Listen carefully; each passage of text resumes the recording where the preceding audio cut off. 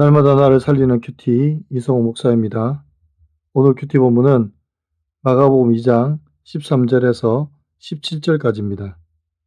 오늘도 말씀으로 인도하신 하나님 감사합니다. 죄인을 부르시는 예수님을 따르기를 원합니다. 말씀해 주시옵소서. 듣겠습니다. 죄인을 부르시는 주님은 첫째로 소외된 자를 부르십니다. 13절입니다. 예수께서 다시 바닷가에 나가심에 큰 무리가 나왔거늘 예수께서 그들을 가르치시니라 고합니다.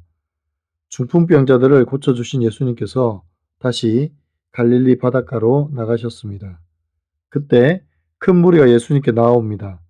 그러자 예수님께서 그들을 가르치기 시작하십니다.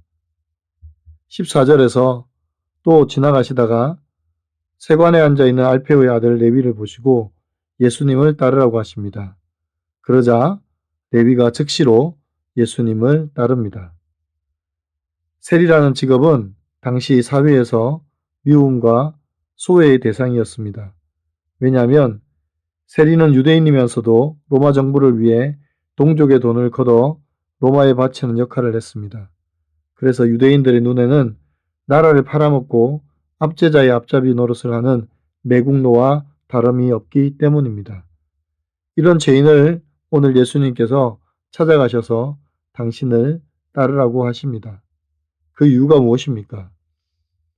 예수님의 부르심에는 세상의 조건이나 자격이 필요하지 않습니다. 오히려 소외되고 가난하며 약한 자들을 부르십니다. 왜냐하면 의사가 환자를 찾아가는 것이 당연하듯이 예수님이 죄인을 찾아서 부르시는 것은 당연한 것입니다. 15절입니다. 그의 집에 앉아 잡수실 때에 많은 세리와 죄인들이 예수와 그의 제자들과 함께 앉았으니 이는 그러한 사람들이 많이 있어서 예수를 따름이러라고 합니다. 당시 유대 사회에서 누군가와 함께 식탁에서 식사를 한다는 것은 나와 당신이 동등합니다 라는 것을 인정하는 것입니다. 예수님께서 레위의 집에서 죄인들과 함께 식사를 하셨다는 것은 이제는 그들을 하나님 나라의 백성으로 받아주셨다는 말씀입니다. 적용해 보세요. 나는 오늘 예수님의 식탁에 초대받은 병든 자임을 인정하며 나아오고 있습니까? 아니면 자격이 충분하다고 믿는 의인의 자리에 앉아 있습니까? 내가 만든 울타리 때문에 소외당하는 이웃은 누구입니까? 그들을 어떻게 초대하겠습니까? 죄인을 부르시는 주님은 둘째로 영적인 의사이십니다. 16절입니다. 바리새인의 서기관들이 예수께서 죄인 및 세리들과 함께 잡수시는 것을 보고 그의 제자들에게 이르되 어찌하여 세리 및 죄인들과 함께 먹는가? 라고 합니다. 바리새인의 서기관들처럼 자기를 의롭다고 여기는 자들은 예수님을 따르기보다는 비판만 하고 있습니다. 이런 바리새인들의 생각을 아시고 예수님께서 이렇게 말씀하십니다. 17절입니다.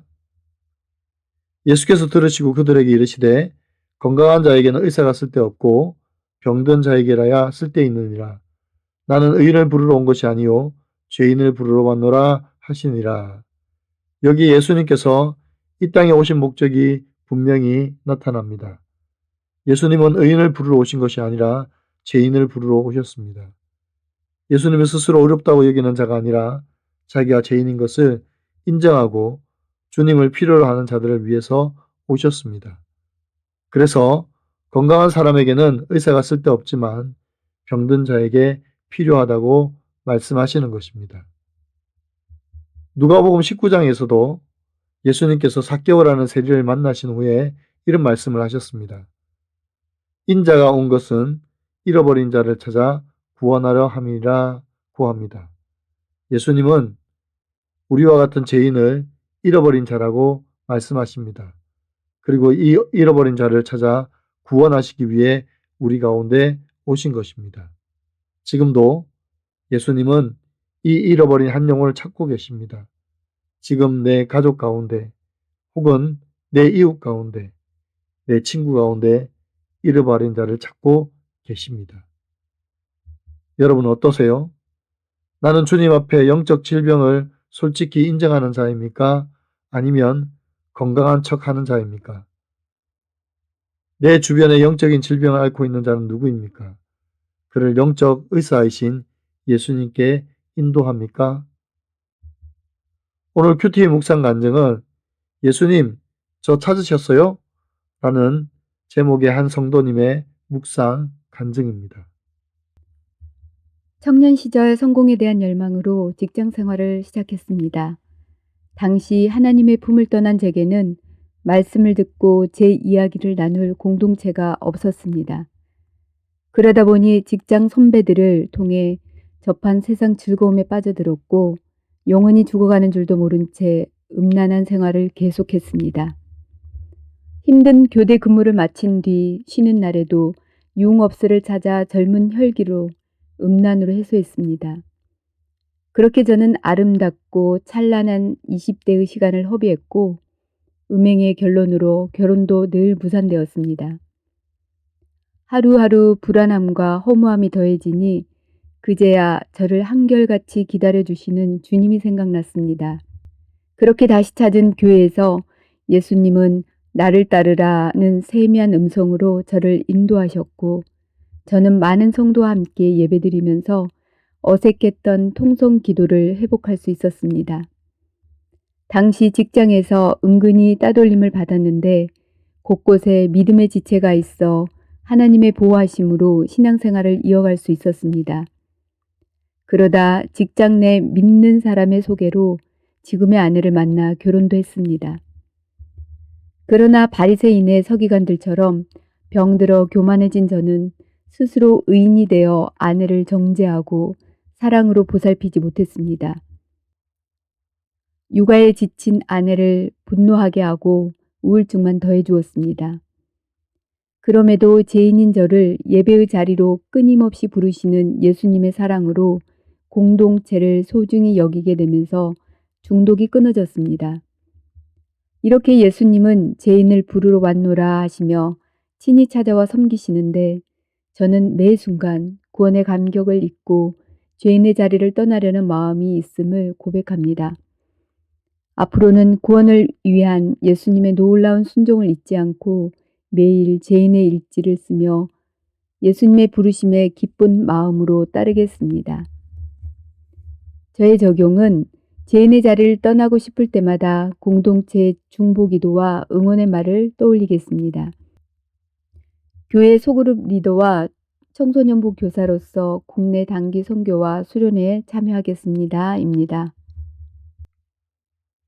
사랑하는 성도 여러분, 예수님은 자기 스스로 의롭다고 여기는 의인들을 부르러 오신 것이 아니라 소외되고 가난하고 멸시받는 죄인들을 위해서 오셨습니다. 세상은 레위와 같은 사람을 미워하고 저주하지만 예수님은 레위를 부르셔서 그와 함께 식탁을 나누셨습니다. 이것은 죄인을 찾아 구원하시는 하나님의 사랑입니다. 이것이 복음입니다. 우리가 의인의 옷을 입고 살아가는 것은 우리가 의로워서가 아닙니다. 우리가 의에 합당한 삶을 살아서도 아닙니다. 우리 주님이 죄인을 찾아오셔서 의의 옷을 입혀주셨기 때문입니다.